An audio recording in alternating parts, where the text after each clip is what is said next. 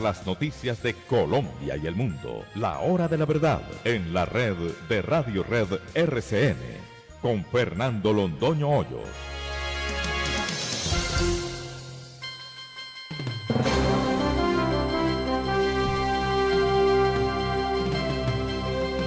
Muy buenos días.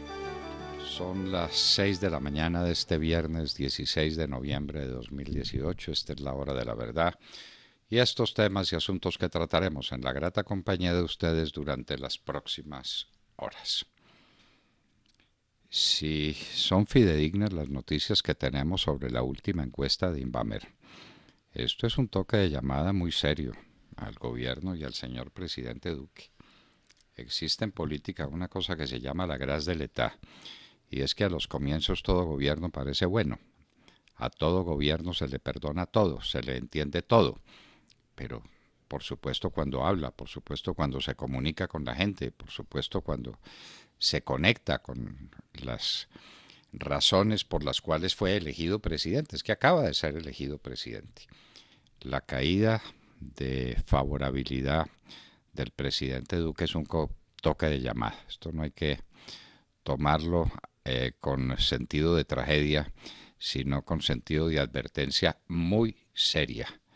Menos viajes, menos guitarra y mucho más profundidad en el manejo de los asuntos y más conexión con los grandes temas nacionales. Los proyectos que se hunden en el gobierno por falta de quórum. Esta es una legislatura supremamente melancólica porque dominan el panorama los amigos de Santos. Esa es la verdad. Los amigos de Santos, los partidos que se llaman independientes, son los que deciden las mayorías en un sentido o en otro y deciden si hay quórum o no hay quórum y están haciendo su trabajo. Un trabajo de zapa que es un trabajo muy importante en las operaciones militares de asedio, horadando por debajo del edificio para que se caiga. Pues están haciendo ese trabajo de zapa y lo están haciendo con éxito. Los proyectos se le hunden al gobierno, no le aparece nada y las cosas que aparecen son lamentables y la gente lo nota, El gobierno insiste en el IVA a la comida. Uno no sabe qué porcentaje de caída de la popularidad del presidente Duque se le deba a esta insensatez. ¿A quién se le ocurre plantear como toda solución para la crisis fiscal el impuesto a la comida? El impuesto que más le puede causar daño al pueblo colombiano y a la gente más pobre en particular. Eso lo disfrazan diciendo que es un castigo para los ricos. Mentiras. Eso es un castigo para la gente pobre. Y es dramático lo que están haciendo. Y el gobierno insiste. Y parece que no hay alternativa. Y no hay alternativa porque hablar de reforma administrativa a fondo, de austeridad fiscal de verdad, esto no es pues haciéndole austeridad a la utilización de papel y del agua en las oficinas públicas. No, tenemos que hablar en serio. Tenemos que hablar en serio. ¿El país está quebrado o no está quebrado? Si está quebrado, se necesitan medidas heroicas. Pero esto de que tiene manejo. Los empleados y funcionarios de Santos se quedan todos en su puesto. No se cambia, ni se quita, ni se reduce una consultoría, ni una agencia, ni nada de esa parafernalia que montó Juan Manuel Santos para quebrar el país y para robárselo. Y seguimos en este gobierno exactamente en las mismas y con los mismos. Debate de control político al fiscal sobre el tema de Odebrecht.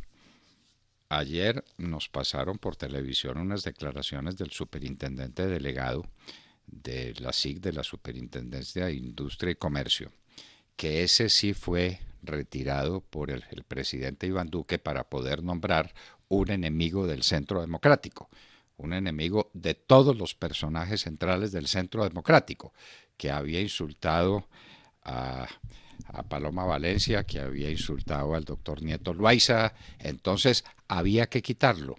Pues ese superintendente delegado hizo declaraciones ayer escalofriante sobre el tema de Odebrecht.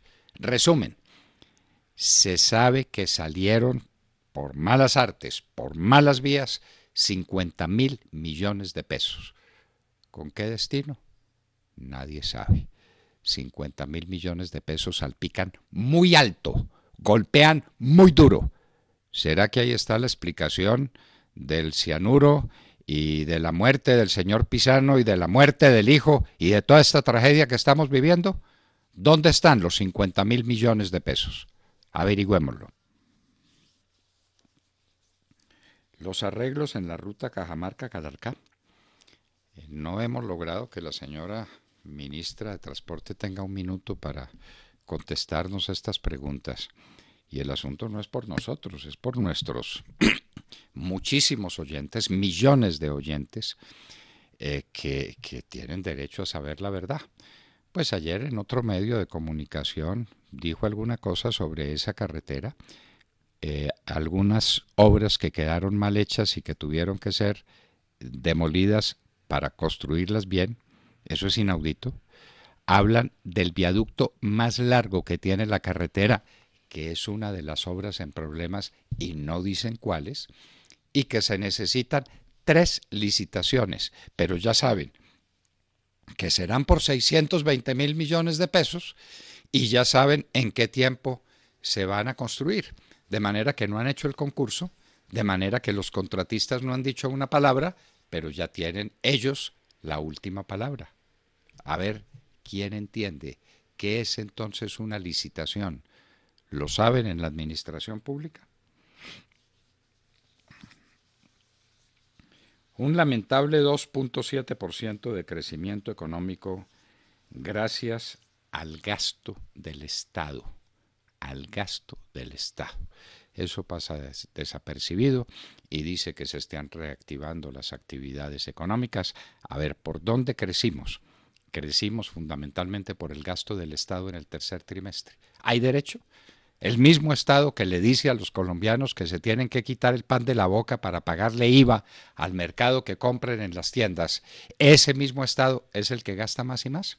Y este es el tercer trimestre, donde está, por supuesto, el fin del gobierno de Santos, pero ya muy adelante el gobierno de Iván Duque, gastando más y creciendo al 4.5%. Ojalá la economía creciera a ese nivel, estaríamos cantando otro cantar. Justicia para Andrés Felipe Arias. La sentencia que se dictó en su contra no existe porque no está ejecutoriada, existe como sentencia de primera instancia. Y esa sentencia de primera instancia tendrá que venir acompañada de una segunda instancia. Mientras tanto, Andrés Felipe Arias no está condenado. La sentencia no existe y no se puede quedar en una cárcel de los Estados Unidos. ¿Tendrá valor para decirlo el gobierno de Iván Duque al gobierno de los Estados Unidos? Lo que implica decirle, entre otras cosas, que, como decía en el caso de Walid Maclé del presidente Santos, el tratado de extradición con ese país no existe, porque un tratado de extradición tiene 2 puntos esenciales, básicos, sin los cuales el tratado no existe: firma del presidente y aprobación del Congreso en una ley. La firma del presidente existe, la aprobación del Congreso en una ley no existe, porque la Corte Constitucional resolvió que esa ley era inexequible, luego no existe. Pero Andrés Felipe Arias está preso y nadie hace nada por él, distinto de la indignación que hay en el corazón de todos los colombianos por comprobar esta justicia inaudita contra uno de los hombres más promisorios de la política colombiana. Diosdado Cabello trata a Petro a las patadas. Como es guabino, guabinoso, para decirle baboso, y de esos peces que no se pueden coger y que uno no sabe dónde están, lo trata a las patadas.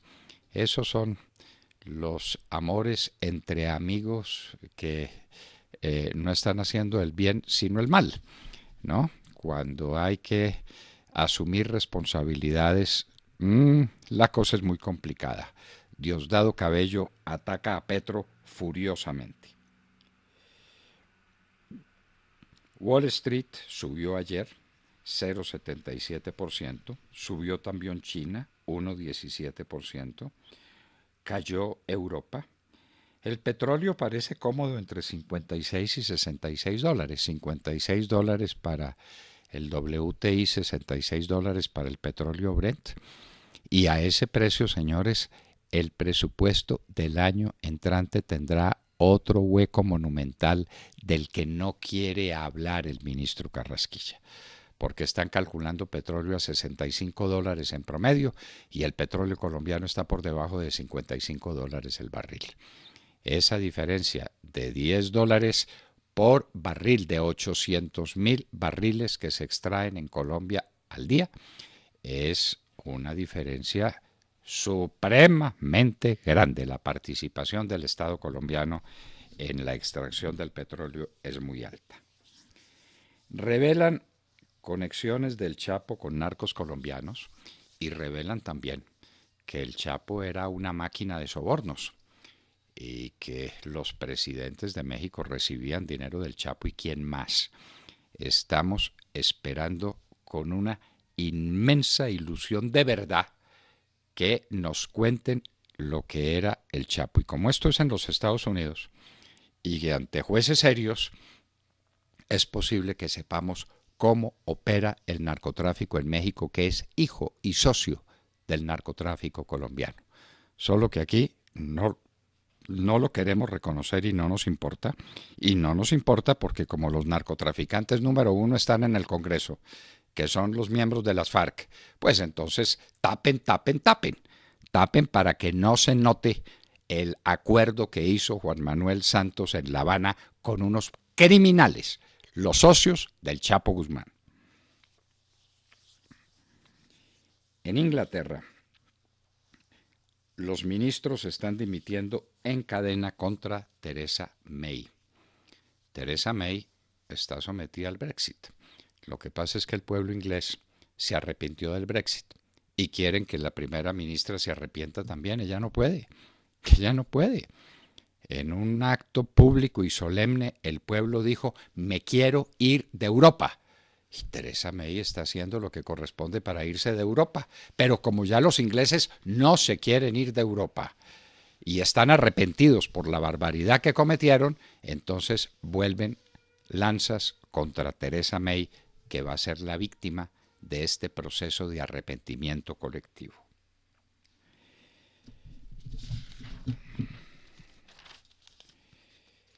Vienen a Colombia embajadores de la OEA, parece que vienen 13 o 14 embajadores de la OEA, para ir a la frontera con Venezuela y ver de primera mano lo que es la crisis humanitaria que se vive en el vecino país y que se vive en la frontera nuestra por cuenta de los desastres, de la tiranía más abyecta que hay en América. Bueno, si se descuenta la de los Castro, porque siguen mandando los Castro por interpuesta persona, pero ¿qué importa? En Cuba y Venezuela. Y viene Nicaragua.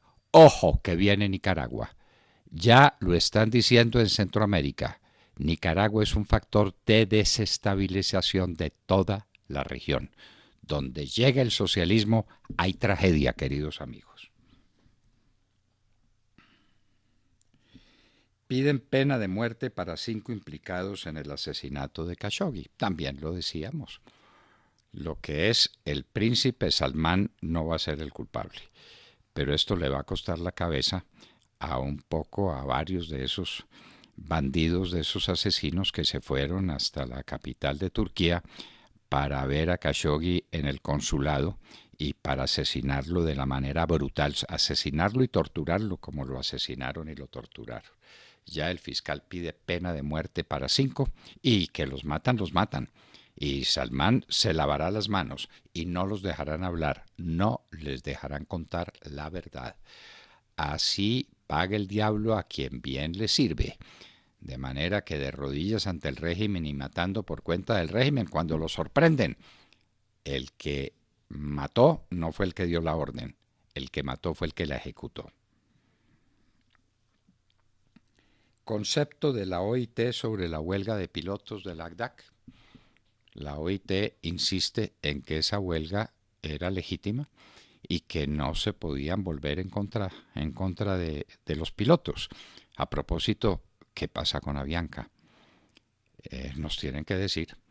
Ahora está el presidente de Avianca, el señor Efromovich, diciendo que va a hacer no sé cuántas cosas y que va a echar un poco de gente y un plan de retiro y que va a reconstruir Avianca. ¿Hace cuánto pasó la huelga? Y él sigue en plan de huelga y Avianca de mal en peor. A una compañera nuestra, a Vanessa Araujo, la dejaron tirada en Lima. Y eso está sucediendo con frecuencia. ¿Qué pasa con Avianca? Avianca es demasiado importante para el país, para que el señor Efromovich haga con ella lo que le dé la gana, y eso que le está dando la gana parece que no es positivo para la empresa. Queremos la verdad sobre Avianca. Evo Morales no quiere dejar el poder. Ya lo confesó. Dijo que es que está acostumbrado al poder, claro, cuántos años lleva en el poder, y que se quiere quedar ahí, y está haciendo todo lo que puede para quedarse y para entronizarse, es decir, para sentarse en el trono. Eso no es un poder republicano y democrático, sino que es un trono que tiene este cocalero venido a más, este Evo Morales, que disfrutó las ventajas de un petróleo a altísimo precio que le ha permitido hacer lo que le da la gana en Bolivia. Mueren de hambre 3 niños guayú en La Guajira. Pero aquí las noticias las damos de manera muy elegante, queridos amigos. Los niños de La Guajira no mueren de hambre, mueren por causas asociadas a la desnutrición. ¿Sí oyeron? De manera que no digamos, no llamemos las cosas por su nombre. Los niños no se mueren de hambre, sino por causas asociadas a la desnutrición. Y después de ese hallazgo semántico, después de ese hallazgo maravilloso para eludir la verdad, las palabras pueden con todo, pues antes se decía que el papel resiste todo, las palabras más. Entonces ya no se mueren de hambre los niños en La Guajira.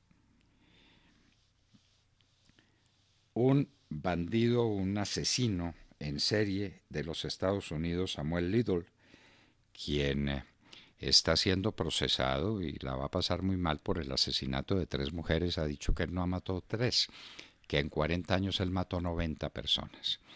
Hasta ahora se ha comprobado que todo parece indicar que son ciertas las muertes de 30 personas asociadas a la actividad de Samuel Little, pero pueden ser los 90. ¡Qué horror! Nueva reunión de Trump y Kim Jong-un. Se está planeando, lo dice el vicepresidente Pence. Kim Jong-un está mandando para el diablo a los Estados Unidos y para el diablo a todo el mundo. Ayer o antier, fue fotografiado haciendo la inspección a un sitio donde están preparando un arma estratégica de una importancia gigantesca.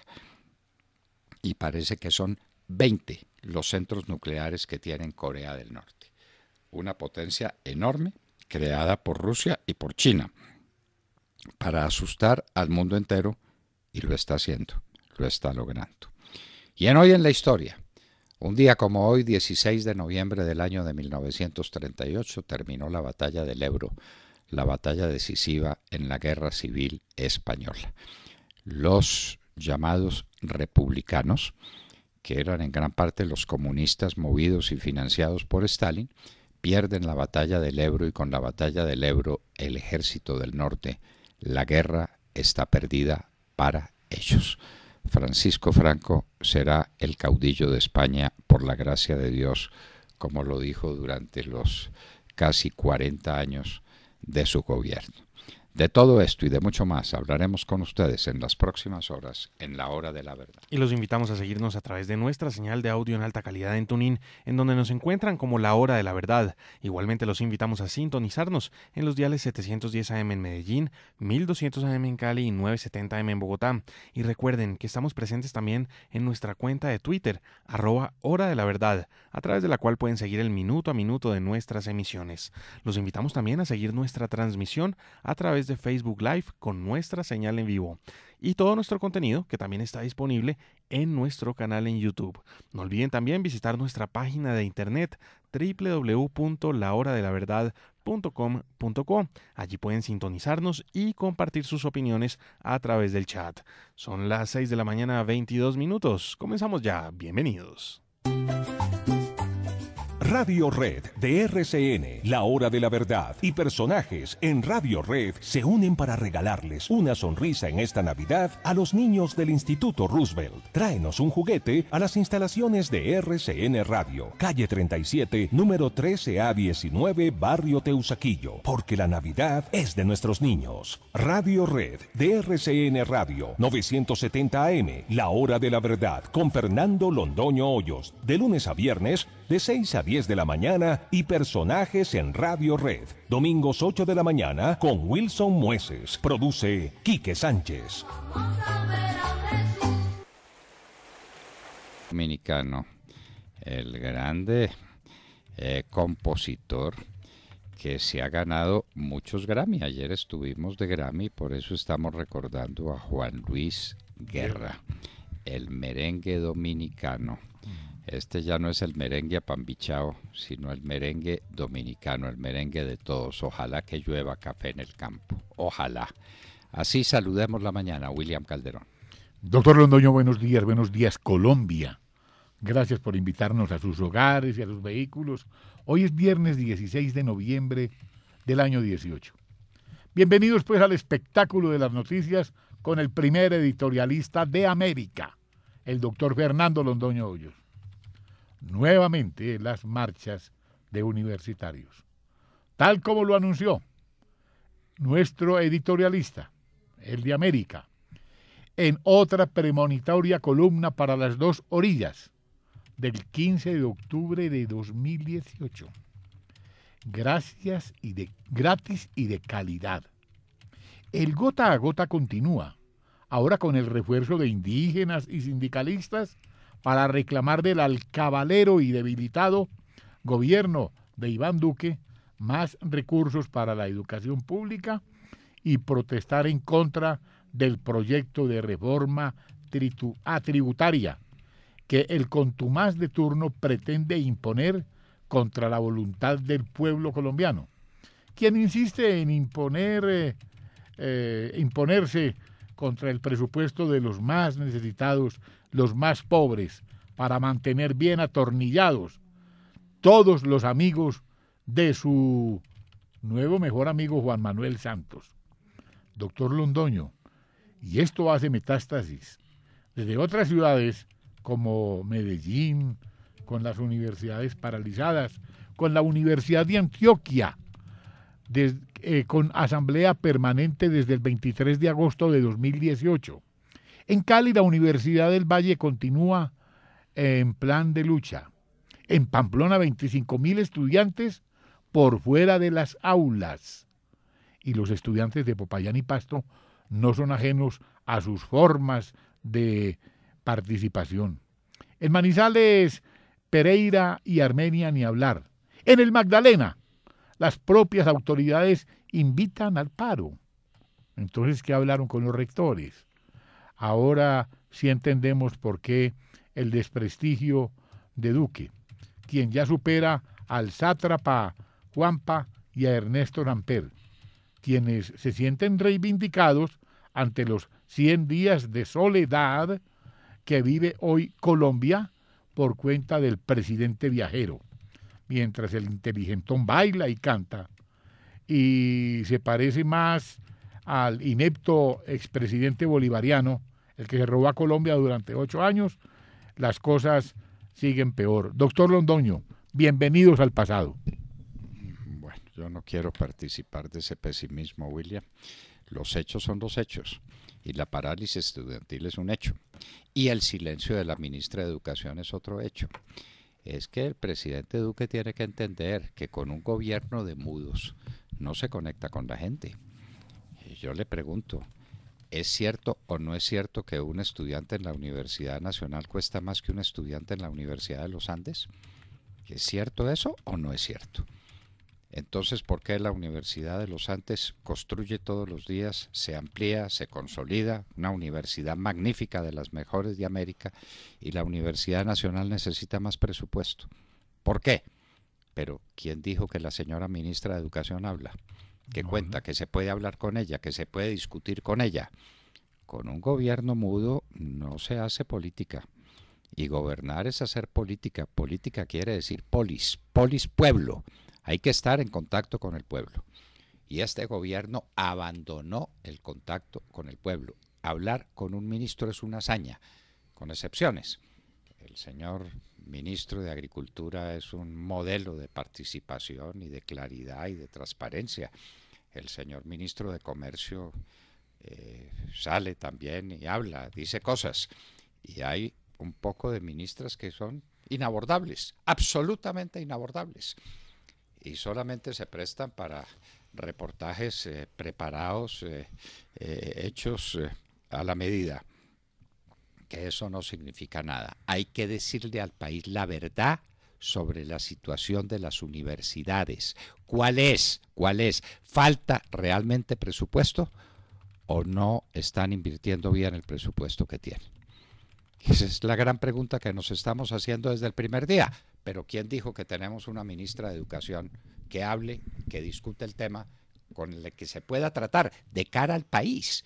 Claro. Es que el problema es del país. Ayer Bogotá estuvo paralizada, la gente no pudo trabajar, ¿Cuántos se no perdieron? pudo moverse a los sitios donde tenía que moverse. ¿Cuántos enfermos dejaron de tener cita con el médico, por ejemplo, No. pues, para empezar, No, y- para ser más suaves? No, y cuánta gente perdió su día de trabajo. Bueno, Y al perder su día de trabajo, perdió la posibilidad de hacer el diario.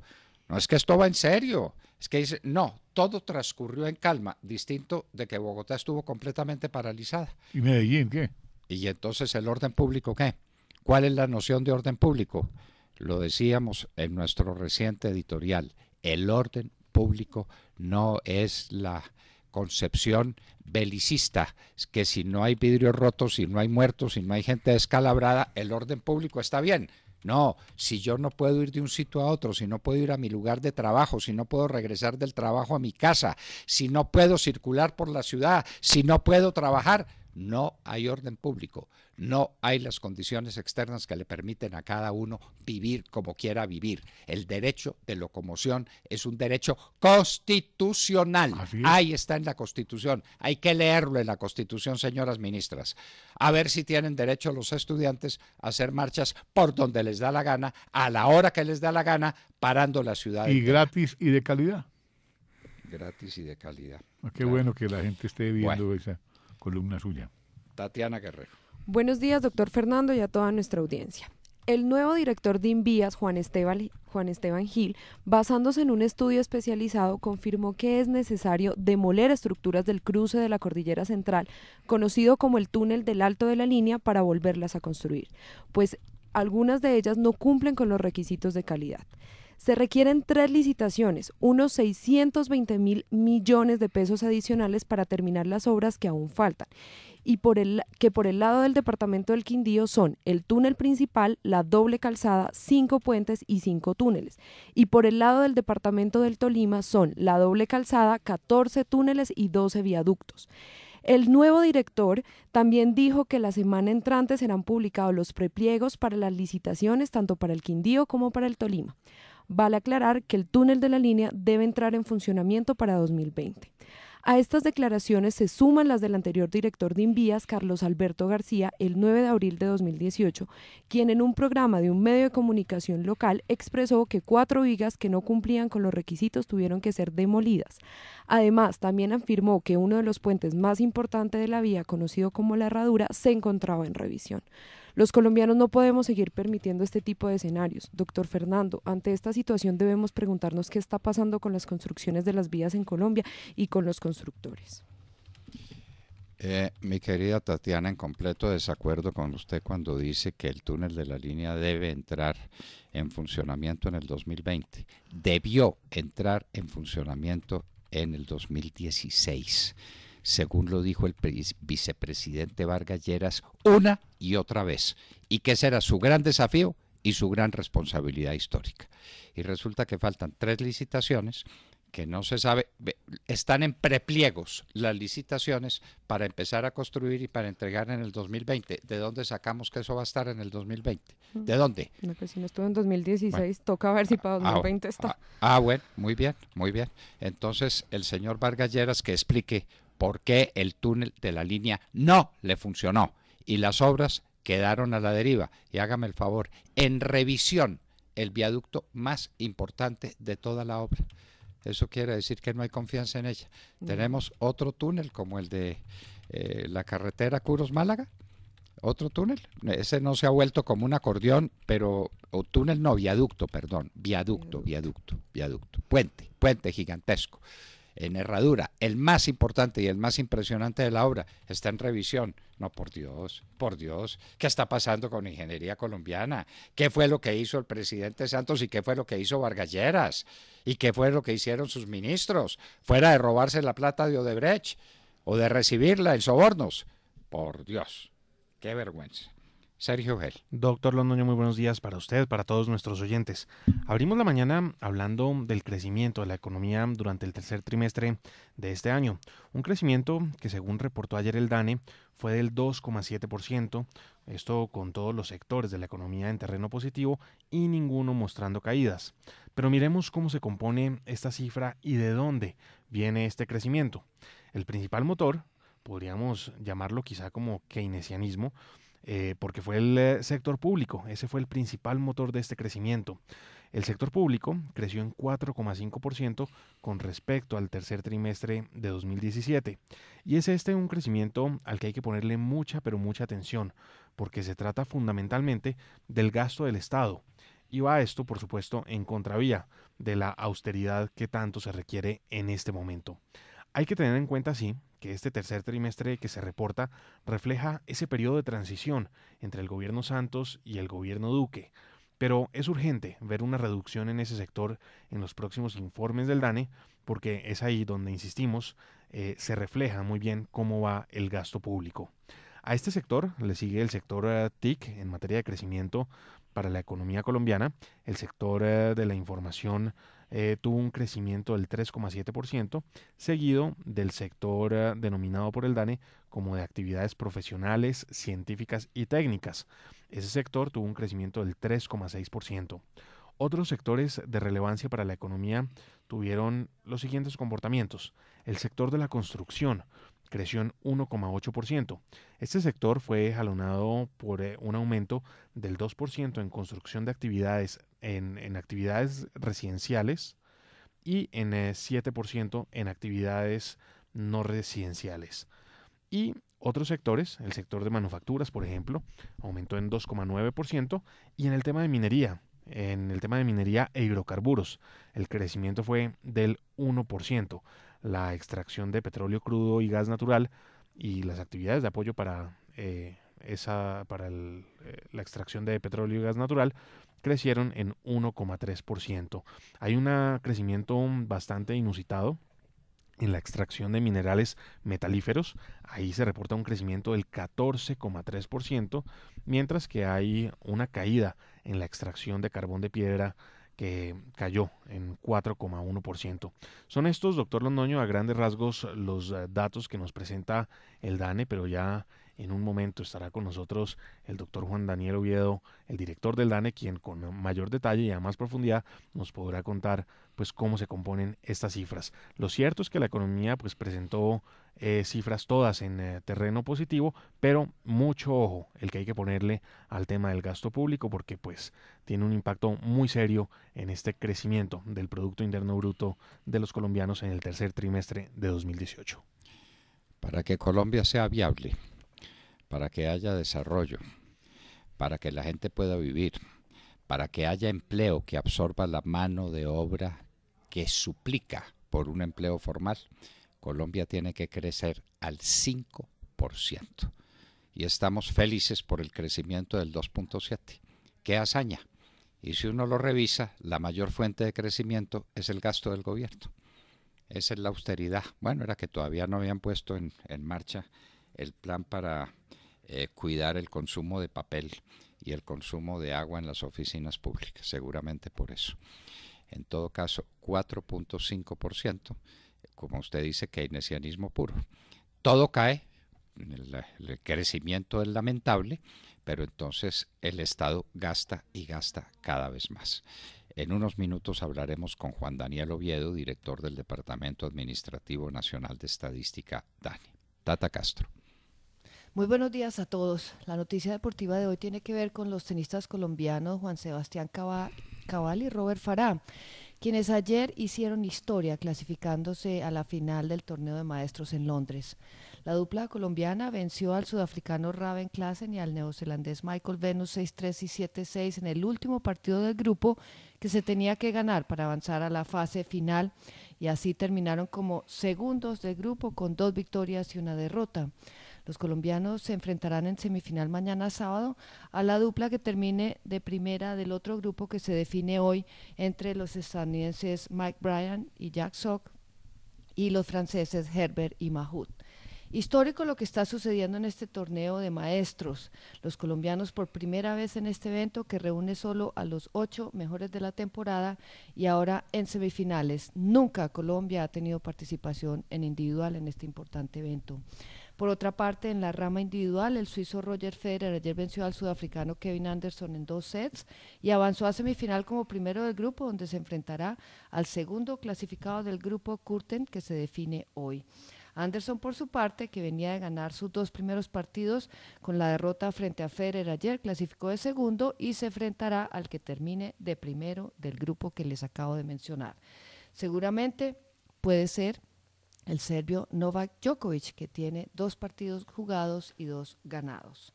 Los colombianos, doctor Londoño, todos unos maestros en el debut de este importante evento. Ya están entre los mejores 4. Gran hazaña de estos muchachos colombianos, congratulaciones. Estamos emocionados con sus triunfos. Las cosas buenas hay que destacarlas. Ese triunfo y el triunfo de los nuestros en los premios Grammy son lluvia celestial en estos momentos de sequía de buenas noticias. Y estas eran las noticias de la mañana con las que los saludábamos a ustedes desde la hora de la verdad.